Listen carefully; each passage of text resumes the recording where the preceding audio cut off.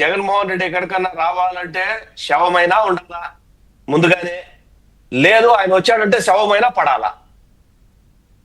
ఈ రెండు లేకుండా అసలు పర్యటన ఎక్కడన్నా ఒక్క పర్యటన చూపించండి చూద్దాం. మీరు మీరు వర్మ గడిచిన ఏడాదిగానా? ఏడాది కాదు, అసలు ఆయన లైఫ్ హిస్టరీలో, అచ్చా. అతని లైఫ్ హిస్టరీలో అతను ఇది ఏదో పెట్టారు కదా అప్పుడు రాజశేఖర్ గారు చనిపోయినప్పుడు ఓదార్పు యాత్ర.